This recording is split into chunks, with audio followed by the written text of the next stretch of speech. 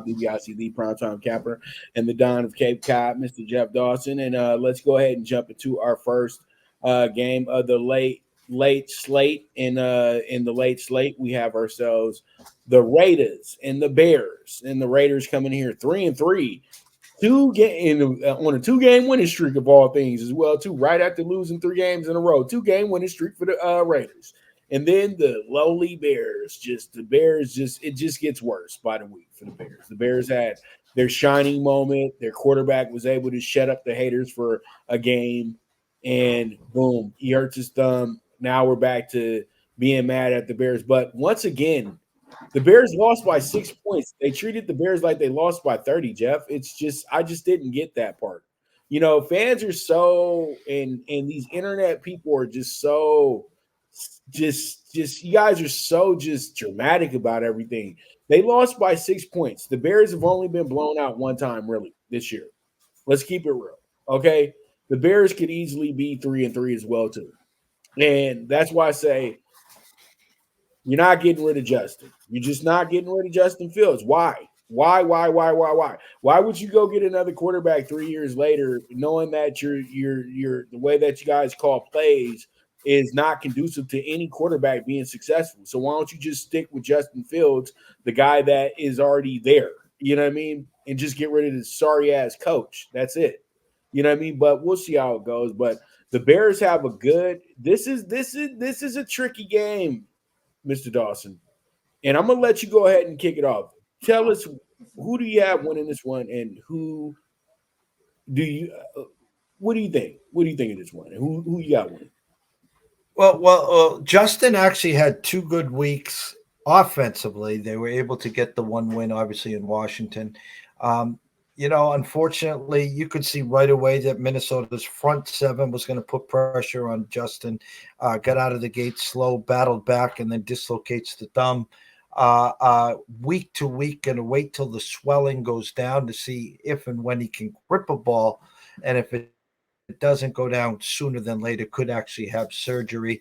And then Jimmy G, first or second quarter, heads to the locker room, and then to the an ambulance, and then to the hospital to check on his back.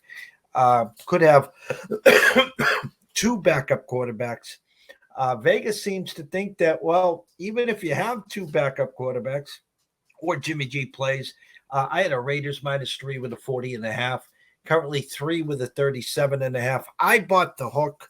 I took the Bears plus the 3.5. This has everything of the making of a 2017 Carlson walk-off field goal here. Hopefully, if the Bears lose, they keep it within a field goal, Pups. All right. So Jeff has the Bears 3.5 plus 3.5 here. And he has the Bears plus 3.5 here. And pretty much what's happening is that he has a very, very you got a very good look on this thing. And my thing is like this.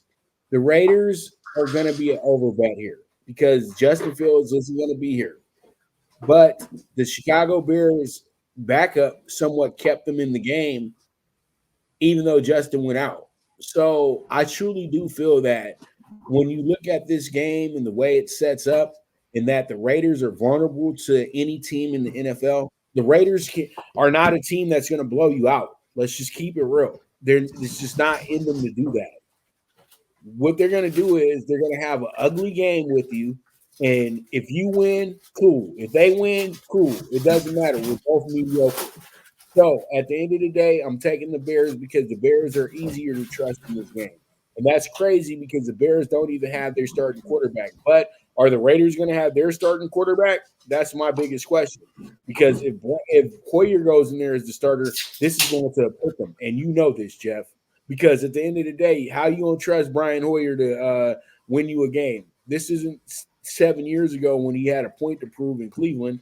This is who he is now, a guy who's been in the league for 15 years almost as a backup for a reason. So, it is what it is, plus 3.5 to the Bears. And it's just because how successful the Bears are against the Raiders in Chicago. The Raiders haven't won in Chicago since the 90s. I know this for a fact.